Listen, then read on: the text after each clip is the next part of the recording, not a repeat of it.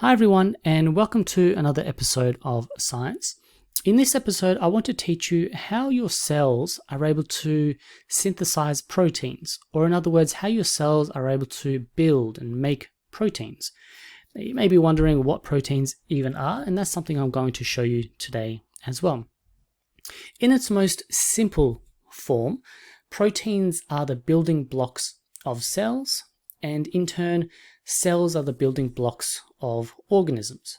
Now, proteins have a larger variety of roles and functions within your body, but at its most simple, you can consider proteins to be building blocks of cells and cells building blocks of organisms. Now, proteins are also built of smaller structures as well, which is something I'm going to teach you. These little circles that I've got here are amino acids. Now, you might have heard of amino acids before, but you're not quite sure what they are. And I'm going to show you where amino acids come from. Your cell will stick various amino acids together to build chains of amino acids. And this is called a polypeptide chain. Now, the sequence of those amino acids and how many of them you have and what shape those amino acids fold into once they've linked into a chain, once they're bonded into a chain, determines what protein you have and what function that protein serves in your body. So these are the details that I'm going to teach you today. Let's take a step forward here. Okay, so as I mentioned before, proteins are composed of amino acids, and there are 20 different amino acids. Now, 20 different amino acids in various configurations and lengths of chains can produce a massive variety of proteins of different shapes and sizes. Different proteins are made by combining these 20 amino acids in different combinations. So where do these amino acids come from? Well, they come from your food. When you eat food and it goes down into your stomach breaks down that food into its most simple components. One of those simple components is called amino acids. Your body will then take those amino acid building blocks, rearrange them in order to build amino acid chains, or polypeptide chains, they're now called.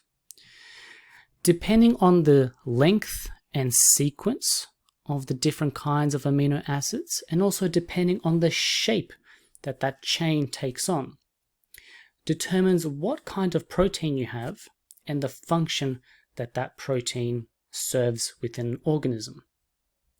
And this building of the polypeptide chain from amino acids occurs within the ribosomes, which are organelles found within your cells.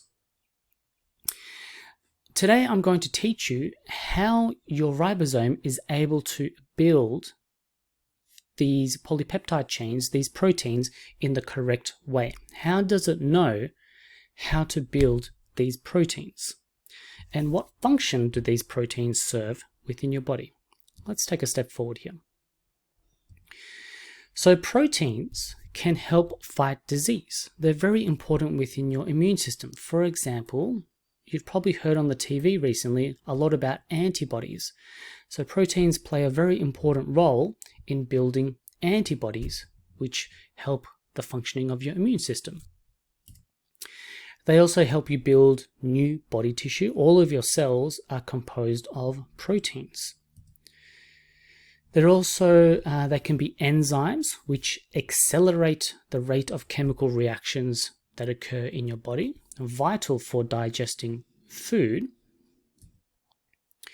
And they're also a component of all cell membranes. So you can see proteins are vitally important for a massive range of functions within your body. Another example is transport. Hemoglobin transports oxygen around your body, which would not be possible if your body was not able to produce the appropriate proteins in order to make that happen. Or hormones, such as insulin, would also not be possible without building the correct protein in order to serve that hormonal function. So let's take another step forward here, where I want to teach you something called transcription. This is step 1 in the protein making sequence, transcription. Okay, so what is transcription? This is the process where the genetic information from your DNA, remembering that DNA has the chemical instructions for your body. Your ribosome needs access to this chemical instruction. It needs access to the code that's found within your DNA. And so what your cell does is it copies the DNA into a single strand of genetic information called RNA. DNA is deoxyribonucleic acid, where the oxygen is missing. RNA is ribonucleic acid, where the oxygen is not missing. This copying process of DNA into a single-stranded RNA is called transcription. Now, why does your body do this? It already has the DNA. Why is it making a copy of DNA in order to help the ribosome build the protein? Well, the DNA that's found within your nucleus is too large. And you also want to keep the DNA safe within the nucleus. So your cells have come up with a solution for this. Instead of using the DNA, which has a difficult time leaving the nucleus, doesn't quite fit through the pores, the holes within the nucleus, and you also want to keep your DNA safe within the nucleus, the solution that your body has is to copy one of the strands of DNA. What your cell will do is, with the help of this enzyme called RNA polymerase, this enzyme will come along the DNA strand, unzip it, and it will copy a specific sequence of DNA. And that copy is called RNA. It's this pink line here. Now, this RNA contains the chemical instructions that your ribosome needs to build a protein. It's just single-stranded, which is good because a single strand of RNA is able to fit through the nuclear pores of the nucleus. It can escape the nucleus and make it to the ribosome. And you also get to keep your DNA safe, tucked away within the nucleus.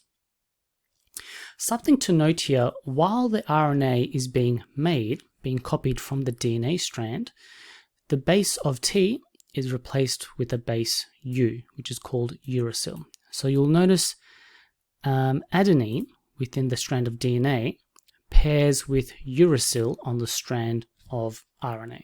So that's just a small thing to note here. Okay, it differentiates between the RNA strand and DNA strand. Okay, you've now got your single strand of RNA, which contains a copy of the instructions from DNA. It has the chemical instructions, the chemical code needed in order for the ribosome to build the protein. The next step is for this mRNA, which stands for messenger RNA. The next step is for that strand of RNA to leave the nucleus via the nuclear pore and into the cytoplasm, where it can find its way to the ribosome. The DNA stays safe within the nucleus, and it can't fit through the nuclear pore. So the DNA stays within the nucleus. It makes a copy of one of the strands where there's instructions on how to build a protein, and that single-stranded messenger RNA is able to escape the nucleus and into the cytoplasm and make its way to the ribosome. That's step 1. That's called transcription, where the instructions from the DNA are copied into mRNA. messenger ribonucleic acid. The next step, oops, sorry, I skipped a step there, is how to actually build the protein using the instructions on the mRNA. So the first step was to copy the DNA instructions, called transcription, into a single strand of mRNA. Your ribosome is now going to use the code found on mRNA to translate it in order to build a functioning protein for your body. So step 2 is now translation. Okay, second step. Your ribosome will now decode the mRNA into a protein, and that process is called translation.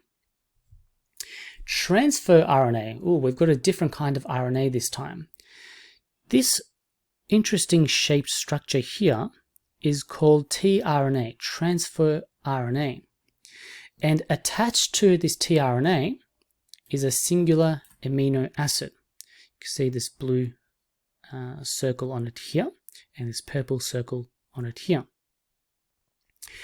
These tRNA structures, or transfer RNA structures, carry amino acids to the ribosomes.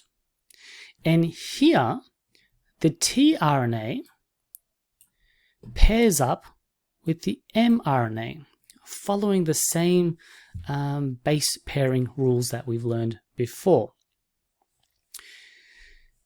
The tRNA has 3 bases, like so, called an anticodon. And that anticodon pairs with 3 bases from the mRNA, and that's called the codon. The codon from the mRNA pairs with the anticodon of the tRNA. Now, this can obviously get very confusing, so you may need to watch and look at this diagram a couple of times at least. However, as you match up this tRNA with mRNA, as you match up the anticodon with the codon, you are able to build a polypeptide chain. Now, each specific anticodon that's found on the tRNA is matched with a specific amino acid.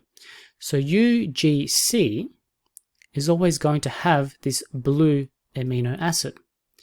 GCA anticodon will always have a purple amino acid.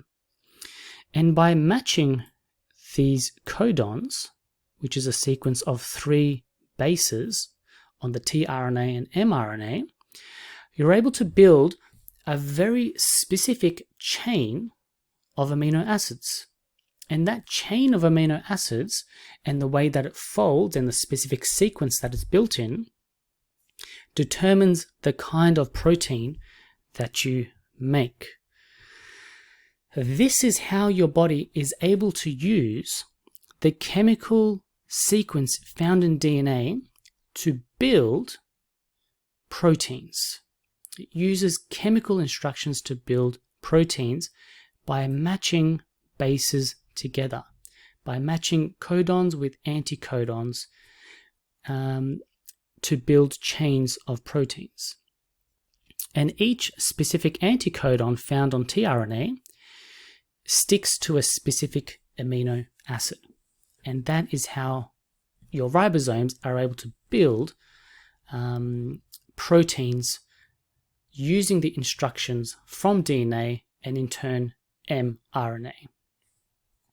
I hope that makes sense. If it doesn't make sense, please come speak to me in class and I'll help you out further, or you can ask some questions within the comments below and I'll try to answer them to the best of my ability. Just to finish off, proteins come in all different shapes and sizes, massive variety. They can, however, go wrong, which can lead to neurological conditions. For example, Alzheimer's is thought to be caused by misfolding proteins. If you want to learn more about it, click onto this link or Google protein folding, the good, the bad, the ugly, and read up on what can go wrong when proteins don't fold properly. Thank you for joining me on this episode of Science. I'll catch you on the next one.